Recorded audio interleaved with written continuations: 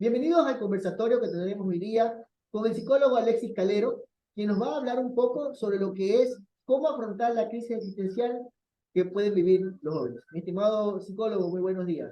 Bienvenido.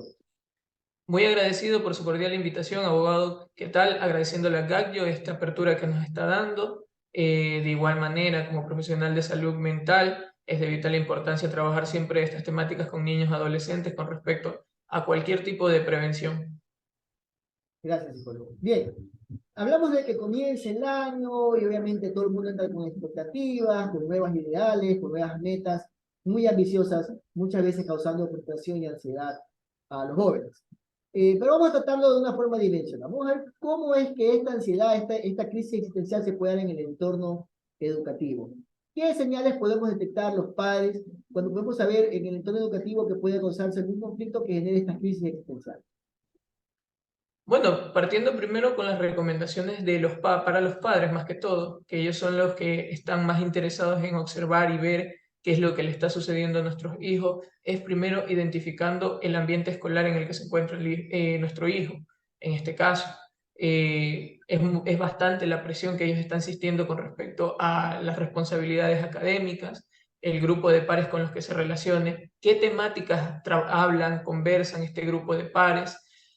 También hay que identificar otros aspectos a nivel individual de nuestro hijo, en este caso.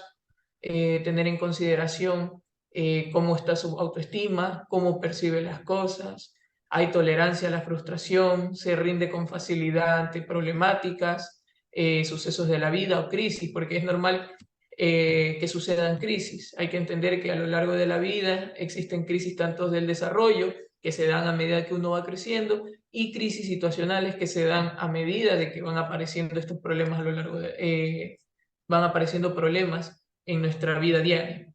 Entonces, como recomendación para los padres es no solo fijarnos en el comportamiento de nuestro hijo, sino ir más allá en cómo él se relaciona en su entorno escolar. Un indicador clave para esto, hay que observar el desempeño escolar que éste tiene, si está cumpliendo con los deberes, está entrando a las horas, hay quejas por parte del rectorado, no hay quejas.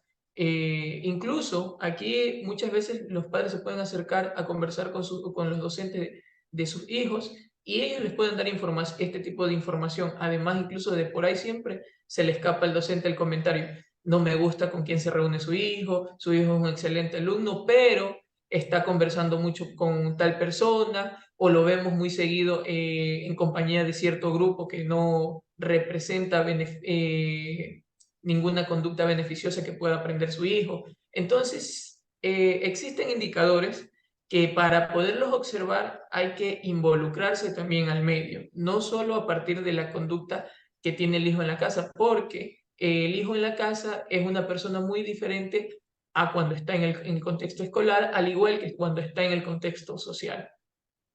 Así es. Me pareció muy interesante el contexto de lo que menciona, de que obviamente las crisis son permanentes, uno debe irlas superando conforme a la edad, no solamente contentarse con lo que diga la libreta, sino vincularse un poco más en la comunicación con los niños. Y obviamente hablaste también de dos elementos muy importantes, ya en el aspecto individual también, otra de las esferas, otros de los dimensionamientos donde pueden haber estas crisis. La falta de manejo de las emociones, la parte individual, la parte de lo que pueden concebir de su realidad que puede afectarlos individualmente. ¿Cómo podemos detectar ya dentro de la persona, del individuo, qué señales, al menos en los niños y los jóvenes, que nos puedan determinar que sean más propensos a sufrir estas crisis existenciales? Aquí en este aspecto es importante saber, partiendo de un indicador en especial, la crianza. Como padres, hacer esta pregunta reflexiva: ¿crié bien a mi hijo? ¿Qué es para mí criar bien? Partiendo desde ahí, dar cosas materiales, le di tiempo suficiente, le enseñé la importancia del respeto hacia los demás, le enseñé la importancia del valor al dinero, al gasto, si soy proveedor material, si soy proveedor emocional, identificar eso primeramente.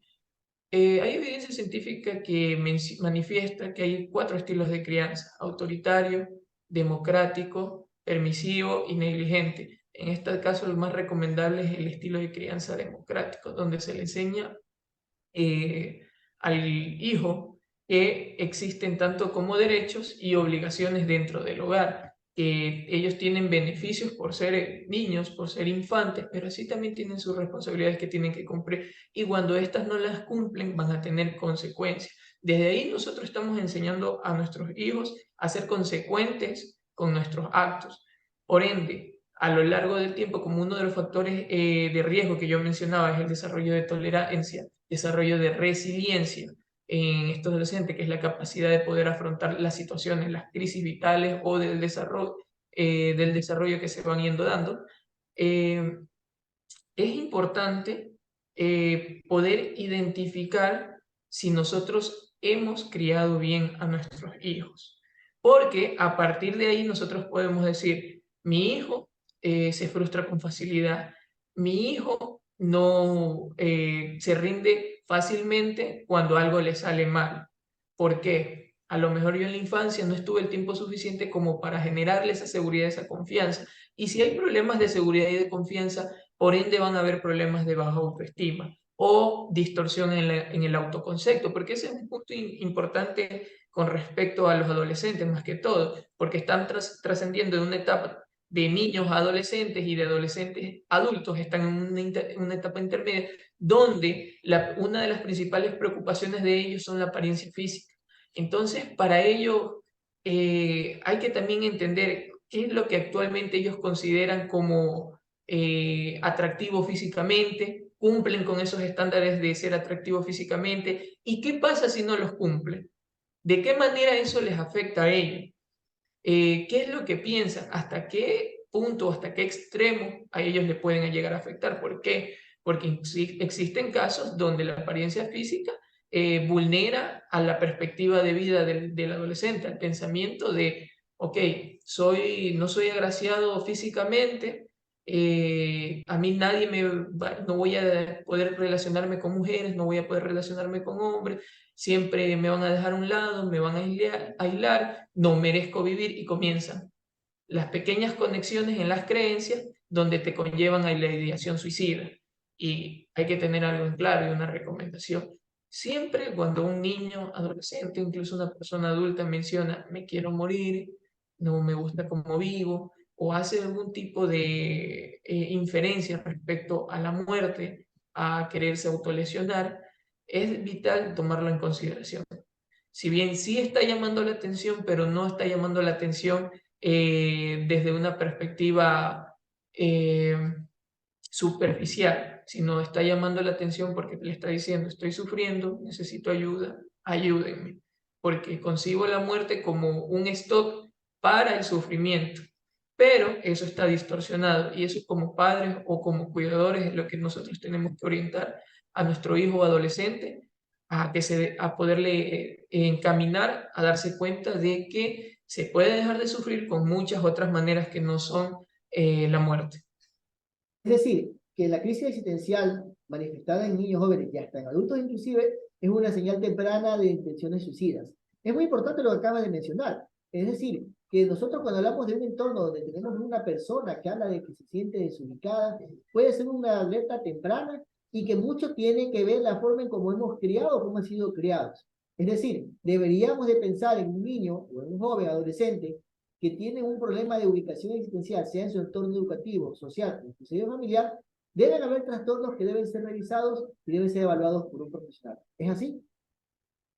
Correcto. Más que todo, entender algo, que la crisis como tal no son malas. Las crisis ayudan al desarrollo justamente de estas partes, tolerancia y resiliencia. Pero muchas veces los adolescentes no cuentan con los recursos. No hablo de recursos materiales, hablo de recursos mentales para afrontar ciertas situaciones, y a veces la presión de la situación, el nivel de problemáticas que genera la situación como tal, desborda a la capacidad del adolescente de poderla afrontar. Entonces, cuando ahí entran en desesperación, ansiedad, se pueden desarrollar trastornos como depresión y ansiedad. Y cuando se desarrollan los trastornos, por ejemplo, en la depresión, no tengo siempre como adolescente o como persona vamos a buscar un sentido de pertenencia, y si no lo tengo, me aíslan en el colegio, tengo baja autoestima, tengo dificultades en el aprendizaje y por eso me hacen bullying, me acosan, recibo en la casa maltrato, o en mi hogar es negligente, no, mis padres no pasan tiempo conmigo, no tengo con quién conversar, me siento solo. Entonces puede ser un direccionamiento a que yo comience a generar una tendencia a pensar, ¿y si me muero? ¿No sería mejor para todos? ¿No sería mejor para mí? Entonces, no es que la crisis existencial como tal de un adolescente provoque de manera tajante la ideación suicida, pero sí es un factor que vulnera a que se dé esta situación y es un gran factor que genera gran vulnerabilidad. Por ende, es necesario el acompañamiento, el cuidado, el conocer a nuestro hijo y adolescente, a veces salir como padres de esa creencia ortodoxa de que, en este caso, varones, bueno, yo con tal de darle el dinero para el colegio, para la escuela, para la comida, yo estoy cumpliendo como padre. No, hay que ir un poquito más allá porque también somos seres emocionales. Es decir, entonces nosotros también tenemos que compartir tiempo, compartir espacio, compartir compañía, compartir emociones con ellos y orientarlos a cómo expresarlas de ellos también de manera saludable. Bien, entonces, ¿habría alguna forma de que podamos nosotros ayudar a los jóvenes o a los padres que nos están viendo de una pequeña guía para poder indicarles qué señales pueden ver, qué recomendaciones generales podemos darles a los padres para identificar y de saber cómo actuar en caso de que uno de sus hijos se presente diciéndole, no sé qué hago, me siento que no encajo, para qué vivo, para qué existo? ¿Qué podría el padre, qué pueden hacer los padres como primera instancia ante una manifestación de ese tipo de parte de sus hijos? Correcto. Primero comencemos con una recomendación para los adolescentes que nos estén viendo, ¿no? Eh, yo considero recomendable para ellos, por los casos que yo he tratado, y yo entiendo un factor importante aquí, que muchas veces las personas que se encuentran en esta situación no justamente buscan ayuda, buscan al psicólogo porque ya no tienen con quién más solicitar esta ayuda, no se sienten en confianza o no encuentran, no se hallan esa tranquilidad para comentar este tipo de situaciones porque se les hace complicados. En este caso yo recomendaría siempre buscar a papá y a mamá, más que todo el familiar más cercano en estas dos personas, quien pase más tiempo contigo, quien así sea que tú sepas que no va a responder de una manera agradable para ti, es necesario que dejes el mensaje. Me está pasando algo, hay un problema, estoy advirtiendo. Porque esto muchas veces les ayuda a los papás y hay que entender algo, que no todos los padres van a tomarlo de una manera ortodoxa de creencias del pasado, porque antes a los padres, como a muchos de los adolescentes yo les menciono, ellos no vienen con un manual de ser padres. Ellos muchas veces incluso vienen con una creencia de decir, yo no quiero criar como me criaron a mí, porque vienen de hogares también disfuncionales, dolorosos, y ellos te crían de una manera que ellos consideran conveniente. Entonces hay que entender eso, que su reacción forma parte del sistema de creencias con los que ellos han sido criados. Pero aquí tu rol es importante que tú dejes el mensaje, la notificación, me está pasando algo. Ahora, mi recomendación como padres, en el caso de que el adolescente se abra con ustedes y les converse, es de vital importancia primero escuchar sin reaccionar, sin responder de manera reactiva, sin anteponer lo que yo pienso, sino anteponer lo que está sintiendo mi hijo en este momento cuando me está conversando esto. Averiguar con detalles qué sucede, hacerle preguntas objetivas, hacerle entender que no va a ser juzgado ni criticado. Esto es muy importante, porque en este momento, cuando suceden este tipo de situaciones, el adolescente está pasando por un síntoma de culpa, de culpabilidad excesiva, y todo lo que se le diga a él de una manera despectiva lo va a encasillar a que se incremente la intensidad de este síntoma de culpabilidad. Entonces hay que cuidar eso. Si no tenemos una respuesta en ese momento para retroalimentar lo que nos está diciendo nuestro hijo, se puede hacer, tomar un time out, un tiempo fuera, decirle, ¿sabes qué? Lo que me estás contando me ha sorprendido. ¿Qué te parece si vamos un ratito a comer un helado, o sabes qué, yo tengo que ir al trabajo ahorita y tú tienes que ir a la escuela. ¿Qué te parece si vamos tranquilos? No te preocupes, yo te voy a apoyar, yo voy a estar aquí para ti, pero tenemos que nosotros continuar con nuestras actividades diarias. Pero, ¿qué te parece si al salir del colegio yo te paso recogiendo? Vamos ahí, salimos, cenamos, conversamos. Y va a tener suficiente tiempo el padre como para leer a una autoayuda, ver videos, pensar mejor, darse cuenta de qué más le puedo preguntar, cómo no hacerlo sentir incómodo, cómo lo puedo ayudar. Y obviamente, recomendación para ambos, sí o sí es necesario la intervención de ayuda psicológica, es decir, es necesaria la intervención de un profesional de la salud, porque al igual que las enfermedades de salud física, las de salud mental tampoco se curan solas. Así que es necesario sí o sí una intervención del profesional correspondiente. Muchas gracias. Bueno, como vemos, es un tema muy amplio, gracias a la información que nos ha dado el psicólogo Alexis Calero. Vamos a desarrollar, por haber seguido este pequeño video, vamos a dejarles su like abajo y le vamos a enviar en un enlace un formulario de autoevaluación para que puedan detectar los primeros síntomas o signos que le permitan identificar si es que su hijo sufre de una crisis existencial. Y más adelante, pues los invitaremos a los talleres que vamos a dar específicamente para padres para el manejo de las crisis existenciales. Si quieres saber más información, síguenos en nuestras redes sociales. Somos GADGE Ecuador.